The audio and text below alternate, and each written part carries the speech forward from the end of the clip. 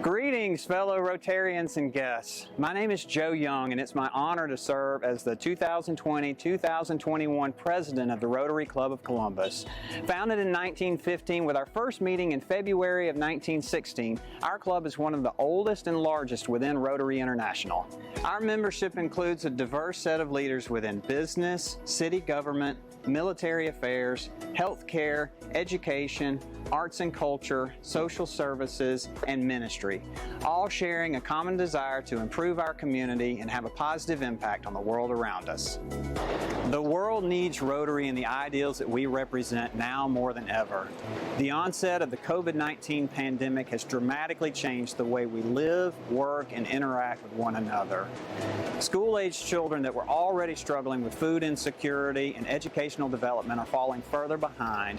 Recent acts of violence perpetrated against our African American brothers and sisters have further highlighted the fact that systemic racism continues to plague our nation. Political division and social unrest continue unabated.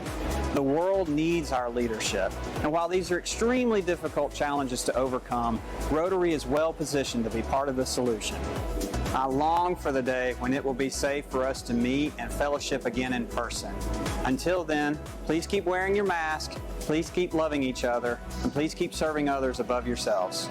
On behalf of my wife Vicki and our daughters Katie and Lynn, I want to thank you for all that you are doing to make our community a better place to live.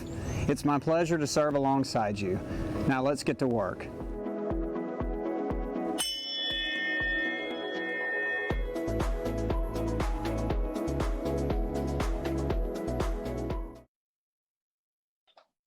Go Dogs, and welcome to the August 26th meeting of the Rotary Club of Columbus. As you may be able to tell from my shirt, today we celebrate our annual Fearless Football Forecast, which in this environment we have rebranded the Pandemic Pigskin Prognostication. So it will be a lot of fun, and I'm glad you guys are able to join us today.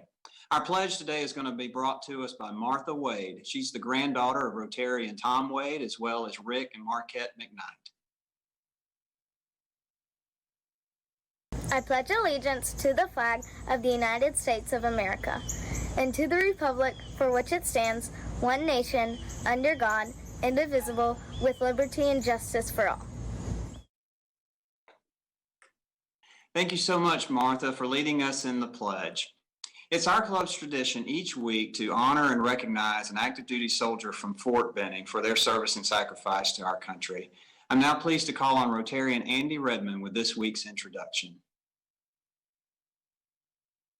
President Joe, fellow Rotarians, it's my honor to introduce Staff Sergeant Justin Genova. Sergeant Genova is an infantryman here at Fort Benning in Task Force 128, which is an operational unit that deploys out of Fort Benning. Sergeant Genova joined the Army in 2015. He's from Middlebury, Vermont. He's been to Afghanistan twice, numerous military schools. I asked him which one was the hardest, and of course he replied Ranger School. He's a graduate and is getting ready to be an instructor in Ranger School this fall. Sergeant Genova is married to Alyssa Genova. They have two sons, Carson and Leland. Sergeant Genova, it's an honor to have you today. As we talked about, I'm going to give you a passport to the arts, 2 tickets each to the River Center, Columbus Symphony Orchestra, Columbus State University, the Springer, and our stuff here at the museum. All right, thank you. And then I'm going to give you a Rotary coin. You know what to do with that. All right, thank you. We certainly appreciate your service and hope that you'll pass that to your fellow soldiers out Task Force 128. So, Well, sir, thank you very much. thank you for being here, and have a great day. Thank you. Staff Sergeant Genova, on behalf of our club members, we want to again extend our gratitude to you for your service and sacrifice for our country. We ask that you extend that gratitude to the other men and women that serve alongside you there at Fort Benning. We hope that you'll be able to join us in person for a lunch meeting once we return to those meetings. I wanted to tell everybody that we had an incredible time celebrating Mary's 99th birthday on Thursday. I appreciate all of you that were able to come out for that. Mary was beyond excited and just had an incredible time. She said she's already working on 100.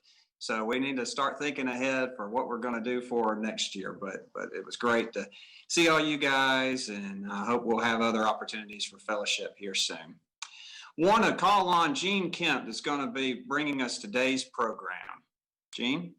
Well, thank you, President Joe.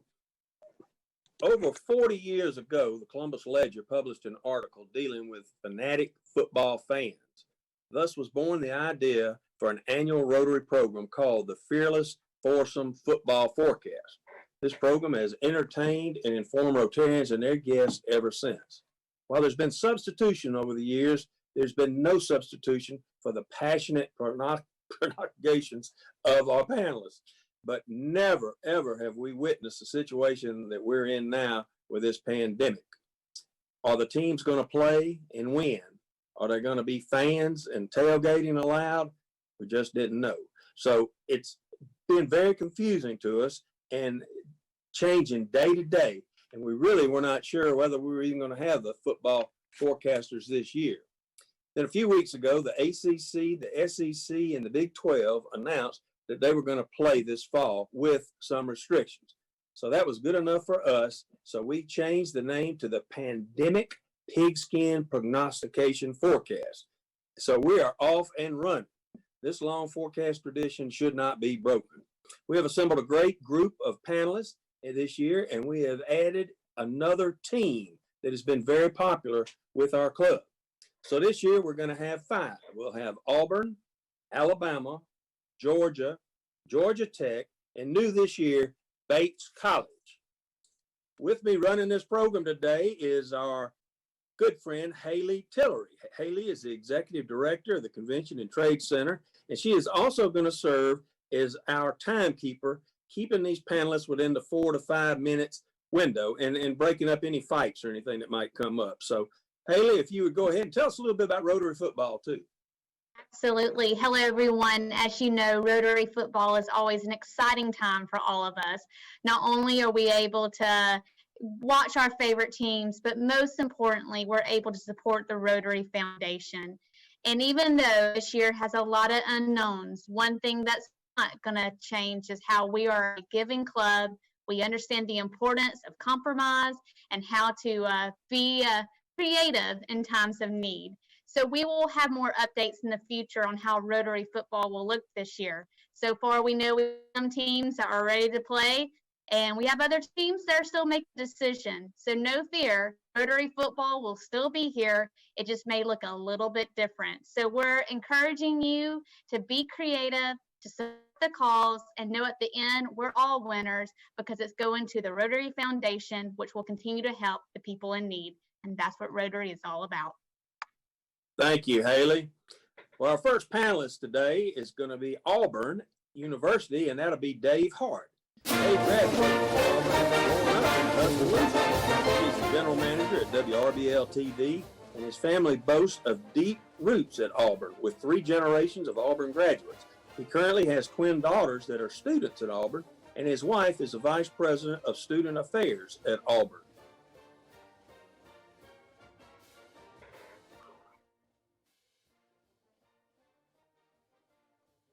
All right, Dave.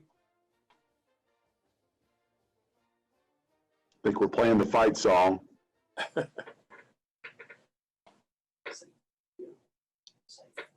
You're on. Okay, I'll go ahead and get started. Well, good afternoon, everybody. It's great to be here to share my 2020 Pigskin Pandemic Prognostication for the 2020 Auburn Tigers. Auburn's coming off what can only be described as a classic Gus Malzahn season, finishing 9-4 with some incredible wins along with some confounding losses. The regular season was bookended by the team's 2 biggest victories.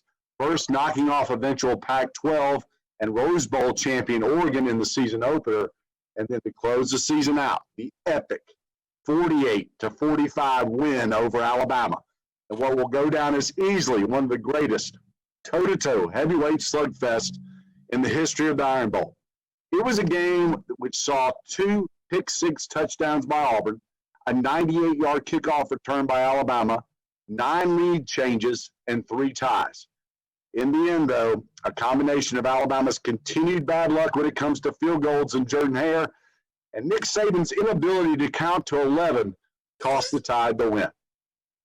But just when Auburn fans were feeling great, Gus did what he always does and got completely outcoached by P.J. Fleck in a 31-24 Outback Bowl loss to Minnesota. disappointing to say the least. All that sets the stage for 2020, where it all starts at quarterback in Bo Nix, last year's SEC Freshman of the Year. The good news, Auburn may have its deepest and most experienced receiving core in decades.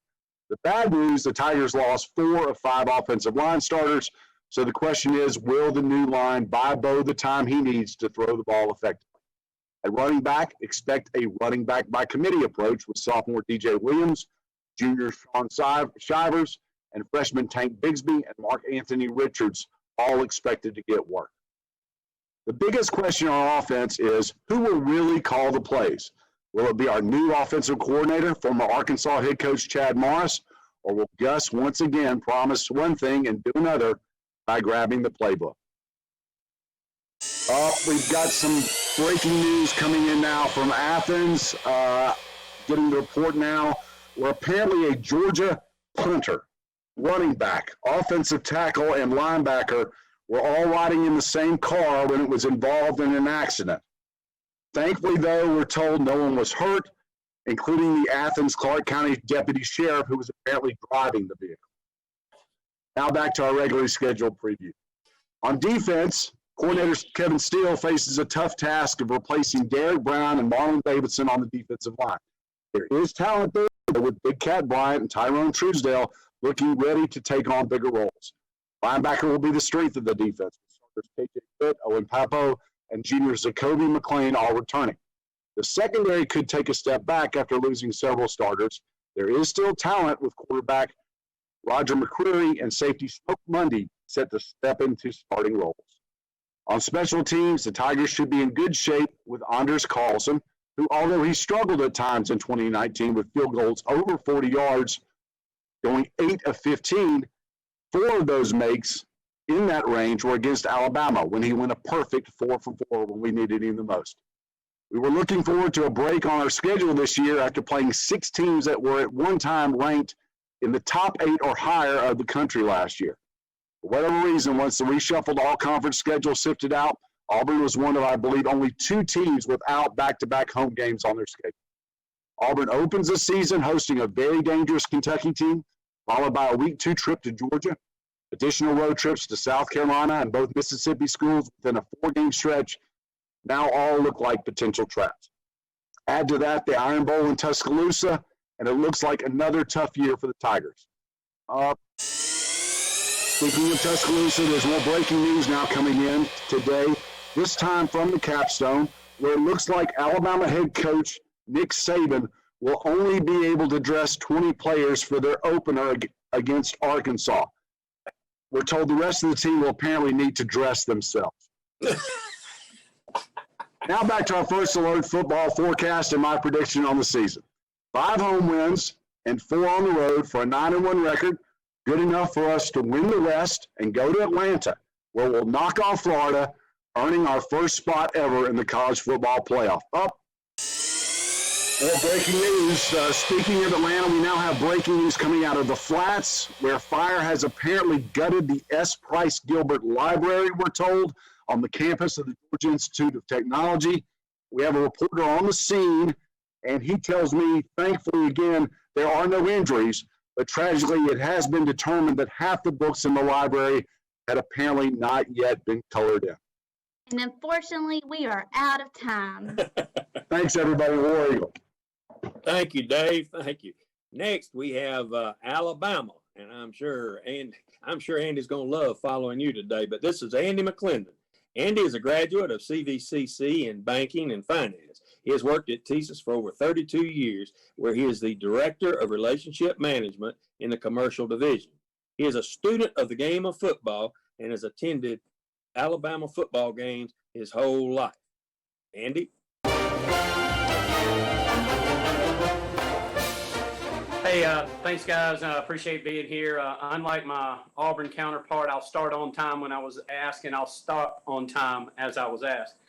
Clearly, they like to talk about football more than they like to play the game consistently year after year. But, hey, let's don't get critical about our fellow SEC compatriots. They're playing football this year, unlike some of those conferences that realize that maybe football isn't, top of mind, where it really helps a lot of us as fans have that break of the day We want everybody to be safe. In fact, Coach Saban has taken on a 5-point 2020 pandemic stance. And basically, with the words COVID, we're going to tell you about what that's talking about. First is caring for our players. We care for our players. Coach Saban went around to the entire SEC and he said, look, guys, all these people are hurting out there. Let's give our players a 10% pay cut like the rest of the country has been taking, but they would not do it. So Coach Saban tried, just wouldn't work, so the money will keep flowing. Next is organization. Organization is a key. You know, you've got to be organized during this pandemic. You know, unlike Tim Cook at Auburn, who is Apple's, you know, one of their big guys, you know, he allowed some things come over from China, but hey, let's don't talk about the China virus. Let's make sure we'll focus on what's going on here today. Next is to be vigilant. Vigilant in our actions, vigilant in our preparations and our priorities. Let's make sure, let's not talk about other schools and let's talk about ourselves. Alabama was willing to take another national championship, whether we played or not. We don't care. We'll take one. If we play one game and win it and no one else wins a game, we'll claim a national championship. That's what we're all about. And next is to be immediate in our response. We immediately came out and said 3 of our top players that would have been drafted in the second round, we paid them enough to come back to Alabama this year and get one more chance at a national championship. You know, for those of you that don't think college athletes are paid, look, they have scholarships, they have food, and various other things that go around where, you know, we just help each other out. Dedicated to the process. We need to be dedicated to the process of making sure, one, all of our fans are safe, all of our players are safe, and just make sure that we do a good job to represent the Southeastern Conference and represent the rest of the country and how we present ourselves. And whatever happens, we'll just make sure that, you know, God has our side there. So let's be dedicated to that. One thing we are going to do at Alabama is we're going to introduce Auburn social distancing guidelines. If you look at some of Auburn's past years, after about the 8th game, their stadium only had about 20% of the people in it anyway. So we're just going to implement that right away.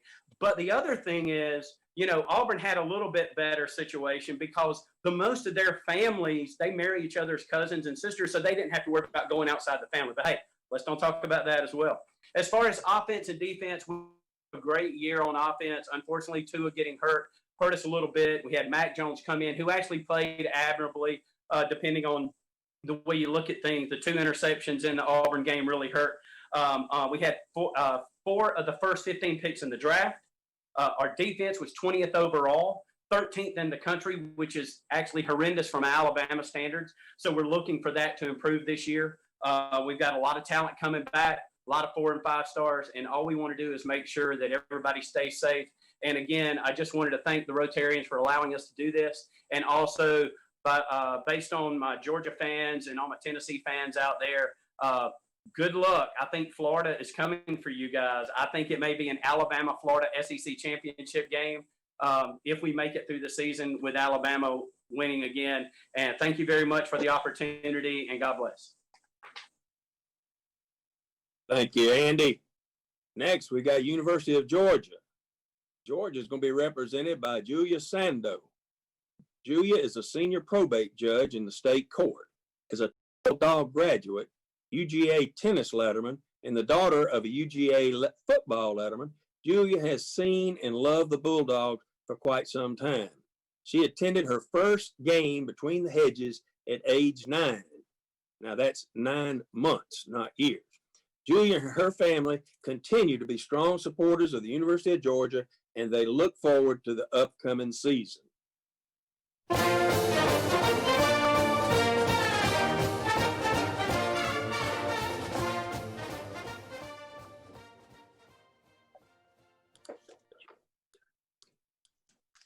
The University of Georgia enters its 128th season of college football with great expectations. Head coach Kirby Smart enters his 5th campaign with a wealth of talent on this year's squad, having recorded the #1 national recruiting class in each of the last 3 years. The special teams said goodbye to our all-time leading scorer and place kicker, Rodrigo Blankenship, but punter Jake Camarda returns, having averaged 47 yards per punt last year. Now, on the defensive side, the Silver Britches should again dominate between the hedges.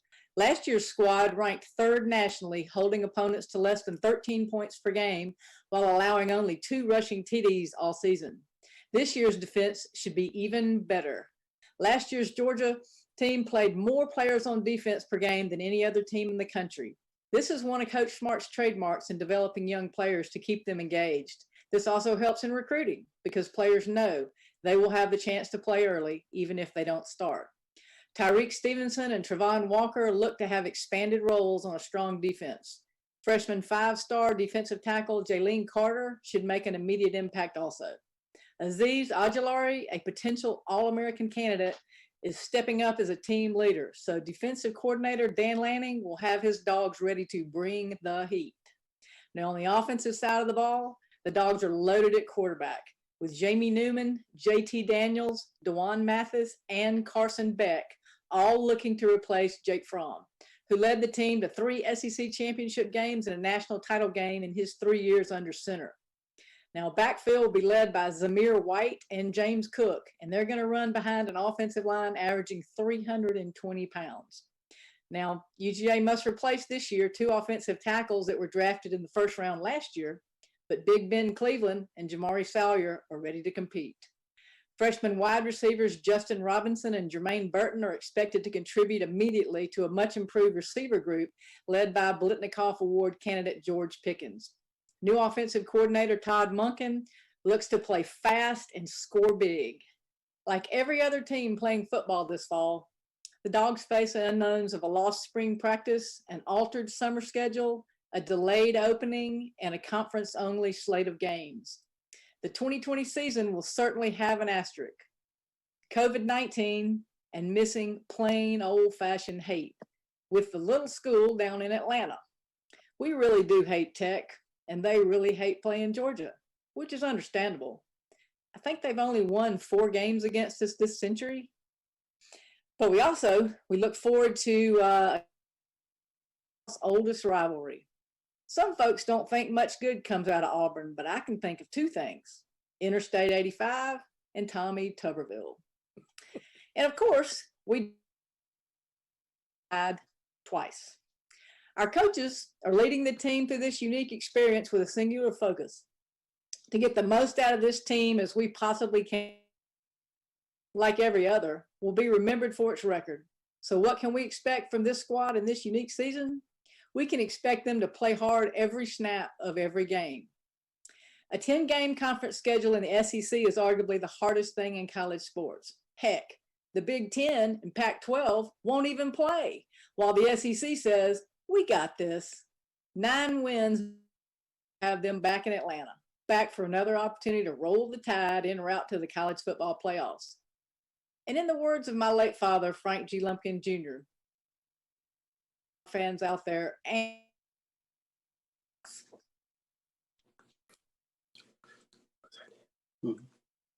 Thank you, Julia. Next, we have Georgia Tech. Tech will be represented by Tyler Townsend.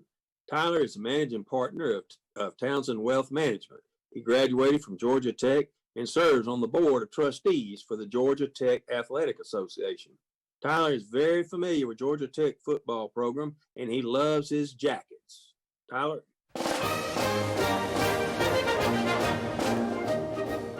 Thank you, Gene. This year begins Jeff Collins' second year as head coach, moving us from the triple option to the spread attack. The first year was tough. My Rotary football donations dropped to $200 last year after consistently maxing out along with Alabama and Clemson. We knew this was going to be hard, but Coach Collins is moving us in the right direction. There's a lot of optimism in Atlanta. And he's got a lot of fans supporting him. Some of you will recognize the other guy here. In Collins' first full recruiting year, the 2020 class ranked number 27th in the country, up from number 50 last year, and also including a top 10 running back and a top 10 dual threat quarterback. He brings a ton of energy. He's embraced the city of Atlanta, making it a recruiting point of emphasis. He's always branding, always marketing, like you see here in these pictures with the 404 and the ATL gear. And you'll almost always see him with a Waffle House cup. And the Waffle House people love it. The guy in the middle is Waffle House president Walt Amer, a tech grad who spoke to our club several years ago. And we even get to use their plane for recruiting. But the biggest sign that we're on the right track with our culture and our recruiting came from an unlikely place, the Georgia locker room.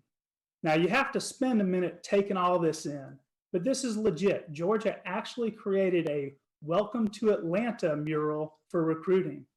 Now, I don't need to tell you this, but Athens is a 70-mile drive from Atlanta. Even with the pandemic, that's hours with traffic. In the mural, they've got Peachtree Street, the Atlanta skyline, the Hawks Arena. You'd have to drive 45 miles to see one of those I-85 highway signs they've got there. So I don't know why they thought that they could fool these kids. Maybe they fly them directly into Athens, but apparently it worked because one of these two Louisiana kids in the picture signed. So good for them. But before we get to the upcoming season, one reminder, we've done this before. This is a photo from a Tech game during the 1918 pandemic. Just about everyone here is wearing a mask, and that'll be the case again this year. It won't be great. We're just hoping to play. Thank you. On to the season. I think I got a few more minutes. The quarterback job right now is open. Sophomore James Graham has to get better to keep it, and he'll be pushed by sophomore Jordan Yates from the start and by freshman Jeff Sims as he gains experience.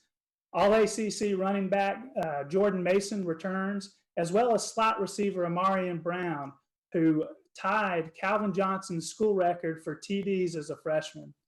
On defense, we've got 20 of our 21 top tacklers returning. Our secondary should be a strength, and we should continue to improve on that side of the ball. Now, the ACC adopted a 10+1 schedule. This means that each team will play 10 conference games plus one at a conference. Now, this was done to preserve historic rivalries such as Florida, Florida State, Clemson, South Carolina, Kentucky, Louisville, and of course, Georgia Tech, Georgia. But the very next day, the SEC announced they didn't want to play these games. So instead of playing for the 95th consecutive year, they'll be playing unranked South Carolina, and we'll be playing top 25 UCF. Now this year, Notre Dame will be a full-fledged member of the ACC, and they'll share their $15 million NBC money evenly. So we're glad to have them. Tech will start the season at FSU on September 12th. We'll also face number 1 ranked Clemson, number 10 Notre Dame. We're probably going to be underdogs in every game we play, but we'll find a way to win. We'll improve on last year's record, and one thing I can promise, Georgia isn't going to beat us this year. Back to you, Gene. Thank you, Tyler. Next, we have our new school, Bates College. This will be represented by Nick Nurnberg. Dick graduated from Bates College in 1963. After college, he attended dental school and joined the U.S. Army Reserve. Dick served in the Army for 31 years and retired at the rank of colonel. He served as the president of the National Infantry Association for 19 years and retired as their president emeritus. But what Dick is known best for is introducing the Columbus Rotary Club to Bates College. His football updates about Bates have been very informative, humorous, enjoyed by our membership. Dick?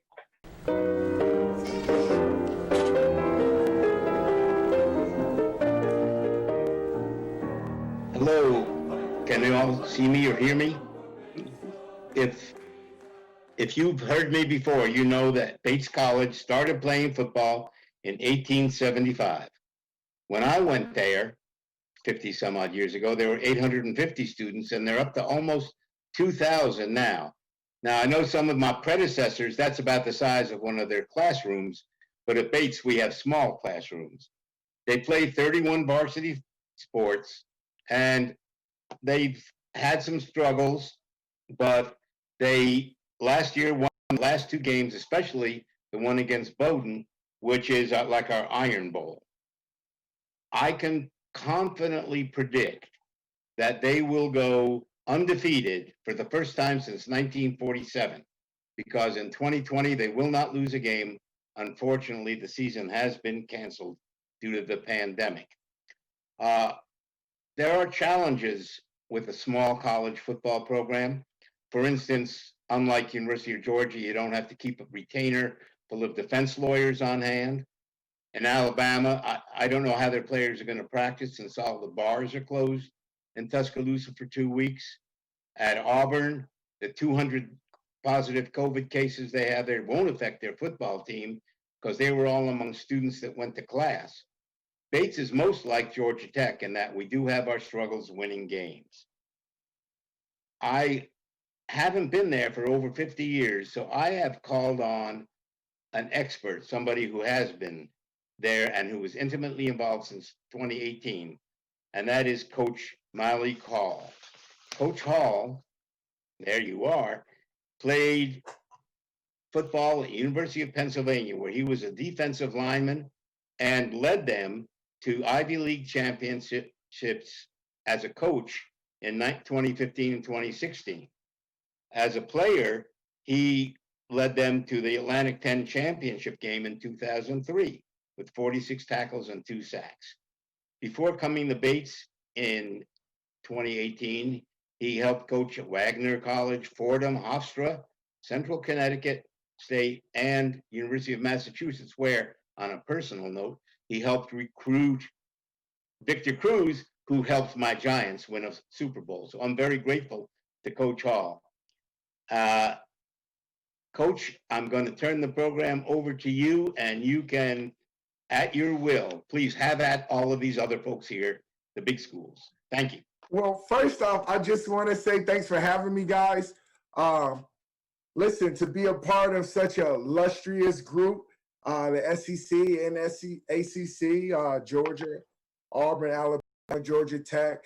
And though to be a part of you guys, we are Bobcats, not other cats.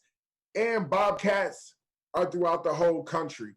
And so thanks for inviting the Northern Bobcat down south, Laura to Macy Dixon. And as we talk about our history and our future, it's important to understand, you know, though we're not having football this fall, as I like to call it, our fall pause, there's still work to get done. There's still work to do. There's still recruiting to be done. There's still lifting, weights to be lifted. There's still gym shoe soles to be worn out, you know. And so as we restructure, reshape, and redeliver football in this untraditional season, we are excited to also introduce our senior class into graduation. And if they choose, being that the NCAA has given us waivers to come back and finish their Bates College academic season and athletic season off the right way. And as Dick says, to go undefeated, baby. Listen, as far as I'm concerned, we're only as good as our last game. And as the football guys may have had it, our last 2 games, we were 2-0. And as Dick alluded, our rival game, our first night game ever on Garcelon Field, with Bowdoin, the Bowdoin Bears, if you will. You know, we had an opportunity to get after it. In that game, what a game. Light in the lights at night, the whole community out.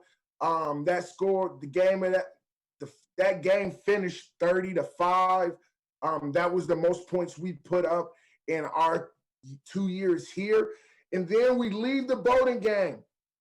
Okay, and that's our first victory since being a part of the program. And we leave that game to close out our season, and we have to travel to Hamilton, New York. And as we go to Hamilton, New York is battling for their first season above 5 wins since I think the early 90s. Be that as it may, we're coming off of a great win against a rival, and Hamilton is charged to get over that 500 mark. And coming into that game, Hamilton came out on fire. They had great special teams. They had a great run game plan, and they got us 21-0 before we could blink. Never have I been a part of our guys in my tenure to see them not just fight, but to define grit for our ball club, to be down 21-0 and come out at halftime With Hamilton getting the ball, we create a turnover. That turnover was a spark. That spark turned into a flame. That flame turned into we are on fire. We had a 26-point run, and we finished winning that game 26-21. The biggest comeback in Bates history for almost 20-plus years.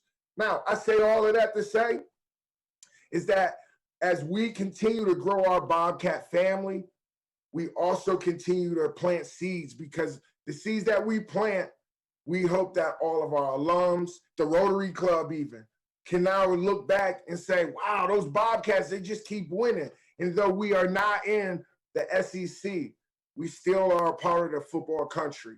And that football country being in the NESCAC, we plan to go further.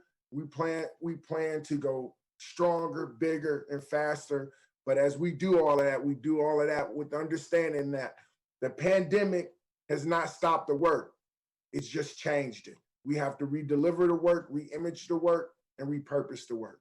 And so, as you guys, the big boys, as I like to say, go into the football season, I'm not going to make any predictions other than the one that Dick made, which is Bates will go undefeated this year. And you can take that to the bank. And if you have any change, we'll take that too. All right? Thanks again. God bless. And keep playing football in your heart, because when we play in our heart, it lasts us forever. Thanks. Coach, I thank you. You honor me by participating. You are the only head football coach that we have had at our Rotary Club since I've been here for the past 15 or 16 years. And football is football. One of the questions I have is your Division III school, how do you attract talented football players and students to Northern New England to play football for Bates College? What do you talk to them about? Well, just for you guys, as we say Northern New England, I want to reel it in and let you guys know we're in Maine. And Maine as a state is vacation land. And so two-folds, be the main event and come to vacation land, baby. Where else you want to be? In the summer, we have water. In the winter, we have snow. And so in my mind, there's always something to do. And in the fall, we have football. So our biggest attraction, to be quite honest, is I think in our heart, everybody wants to be the first at doing something. In our heart, everyone wants to be different as well. But being the first and being different requires courage. And we also understand that there are some courageous young men out there who want to go and leave their region and create a name for themselves and a legacy for themselves. So if they ever go back home, if they ever go back to their origin before they came to Bates College, they can say, hey, family, pack up the RV. We're going on a road trip. We're going to vacation land this summer, right? And because that goes past 4 years, it's a 40-year mission. In our 4 years, you won't be able to say you played in front of 50,000, 70,000. In some cases, 100 if you're in a bowl. However, what you will be able to say about coming to Bates is I got the Fortune 500 job out of college. Is I did an internship on Wall Street. Or, I did an internship with the NFL or the Patriots or the Boston Red Sox in their marketing department. Whatever it may be, we're looking to get our student athletes their dream in athletics as well as their dreams in their careers. And so that is our greatest tool, is that we're going to prepare you for 40 years. And our hook, line, sinker is vacation land. Thank you, Coach. Now, we got a comment from one of our members saying that he's a Georgia Bulldog and he feels sorry for us not being able to play football this year. And I can understand that because, you go to Georgia, that's football. What are your plans for the players and the coaches to keep them focused during the season without football? That's a great question. I think we've had time to prepare for what this will look like in our minds.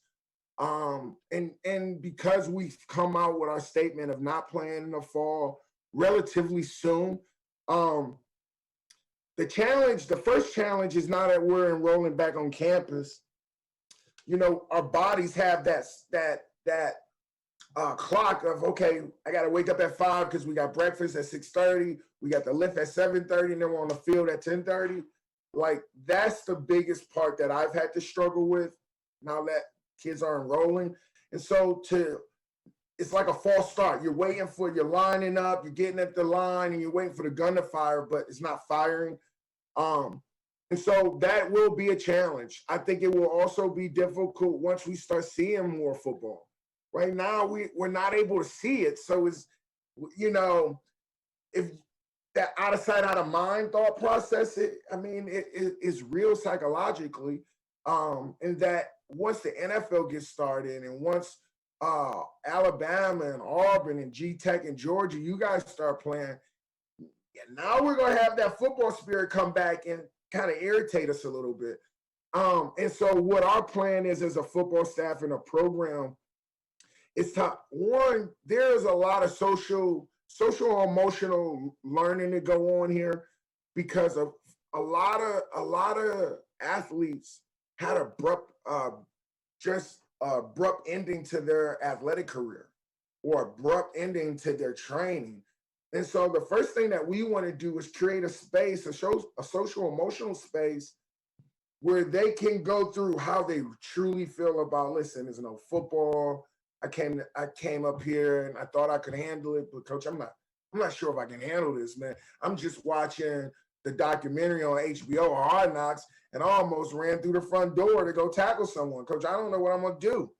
And so that's our concern, and that's a real concern. But it's not so much a physical concern as much as it is a social emotional concern. And so we're gonna do some training. We want to pick things up, put them down, i.e. weights. Okay, we'll get a ton of skill and drill work in.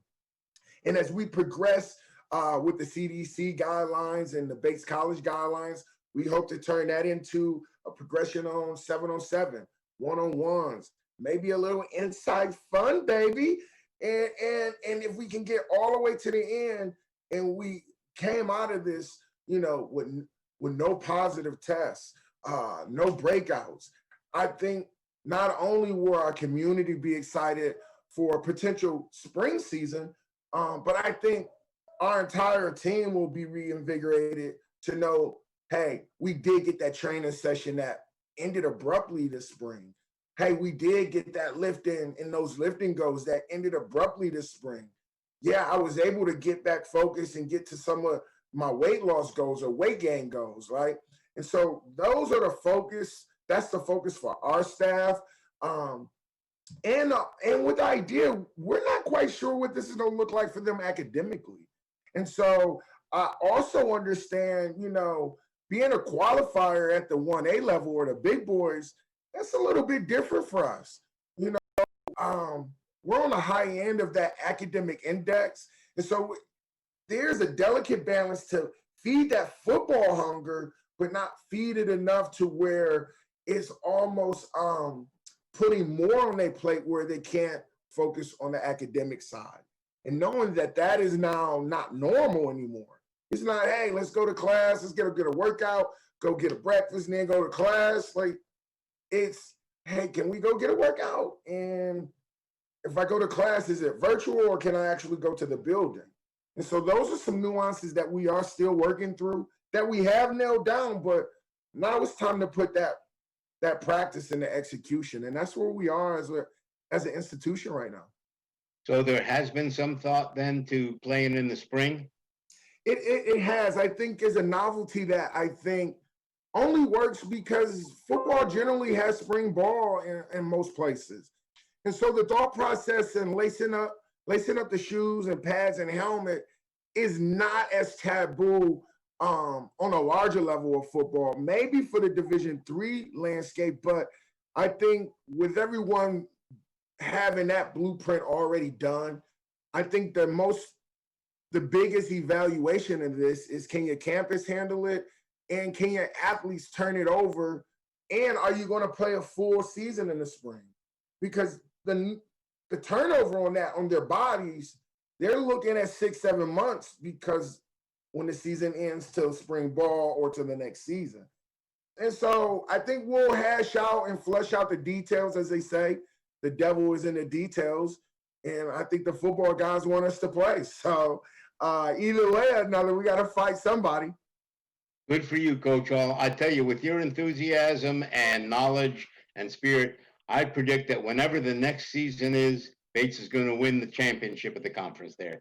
And you honor me by coming, and I thank you very much. And I'm going to turn it back over now to Joe Young, President Joe Young. So thank you, sir. Thank you, Coach Hall. I do agree with Dick wholeheartedly. We appreciate your enthusiasm. We appreciate you being with us here today. You honor us with your presence, and it's our custom as a club to recognize our speakers by donating a children's book to our local public library in their honor, and we're pleased to be able to do that for you today.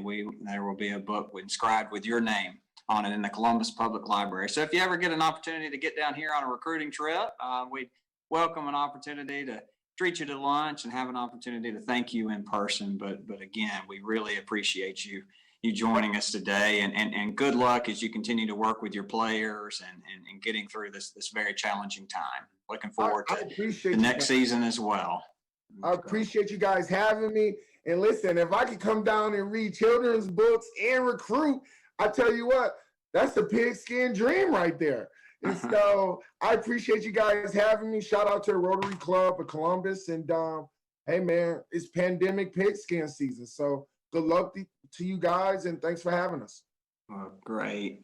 I want to remind everybody that's tuning in that a replay of today's presentation will be available on Facebook immediately after the live broadcast, and a link for a YouTube presentation will be sent out to you shortly. Next week, we're going to be discussing ways that we can go about curing violence in our community, a new initiative that's being started up here in Columbus, and I hope that all of you will tune in for that. So as we discuss every week, as we separate, I want to remind you to wear your mask, make sure that you're loving on each other, taking care of your neighbor, and go serve others above yourselves. We're adjourned. I got to tell you, All right. are we off? We're not on. Yeah, we're off the air. So We had a power flash